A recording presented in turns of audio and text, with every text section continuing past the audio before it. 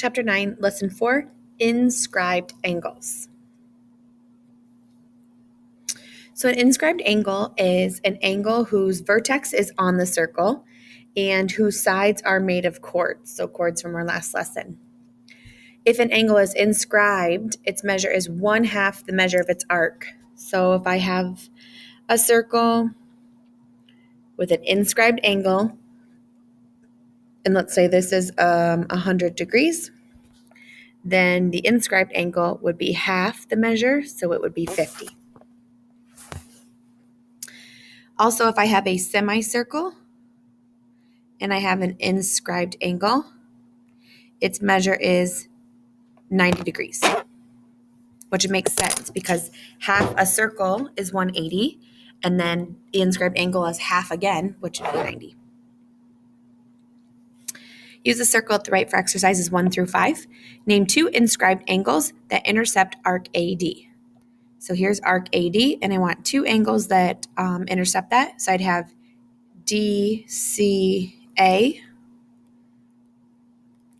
and DBA.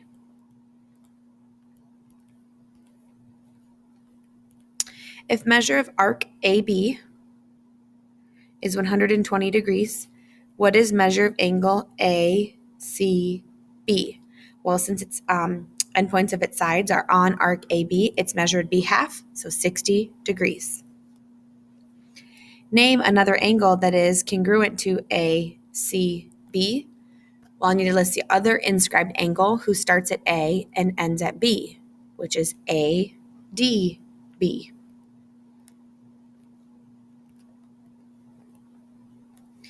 If arc DC is 80 degrees, then DAC is an inscribed angle, so it is 40. If arc DAB is 115 degrees, then DCB would be 1/2 of that, which is 57.5. Right? No. 55.5, I think. 15 divided by 2. Oh, I was right. It's 57.5. Oops. Use the figure at the right to find each of the measures in exercises 1 through 9. M is the center of the circle, so PR is a diameter, and PRQ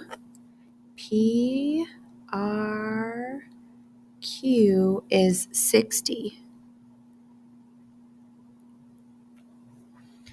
So what is arc QP? Well, arc QP touches both sides of these angles. So since I'm going out, I'm going to double it, so 120. And then I need QSP. Well, it says RP is a diameter, so then, QSP. QSP would be the other part of this circle, which we already said this was 120. So I take 360 minus 120, and that must be 240. Oh, but it's angle QSP, not arc. Angle QSP. So this angle here, QSP, is 60 because it has the endpoints at the 120 arc. Now arc QR, well, we said that this was 1/2 of this circle. And if this much is already 120, that must be 60. So then its inscribed angle would be 30. Now we're on RSQ, which is this little angle here, which is part of this arc. So it's 30.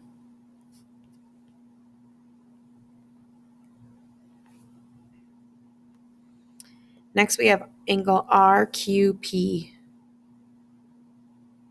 Okay, this one is the one that touches 1/2 of the arc. So 1/2 the circle will be 180, so this angle would be 90.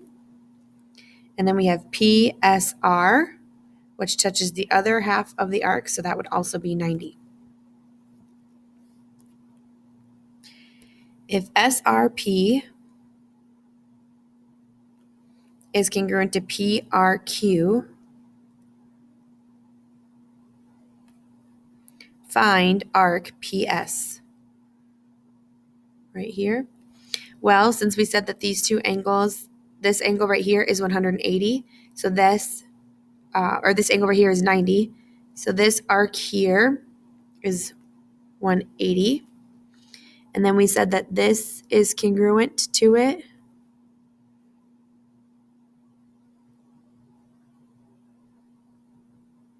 Oh no, what did I read? SRP. I marked the wrong angle the first time. SRP right here. There we go. So we said that just the PQ was 120, and now we've said that their inscribed angles are equal, so this one would also be 120. Then this much of it is 180. We already know this is 120, so RS would be 60.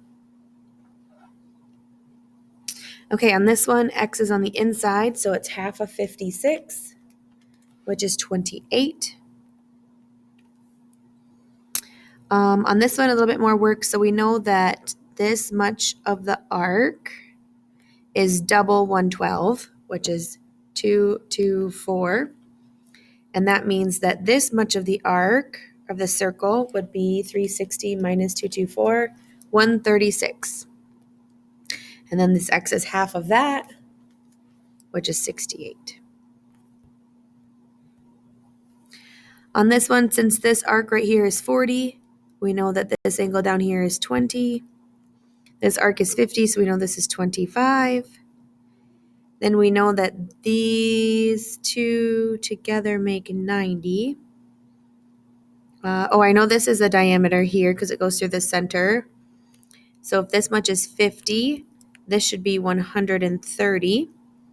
And y is half of that, which is 65. And this is 40, so that means this much of it must be 140. And x is half of that, which is 70. We have 60 plus 80 here for a total of 140, and y is half of that, which is 70. And then if that much is 140, that means this much must be 360 minus 140 is 220, and x is half of that, which is 110.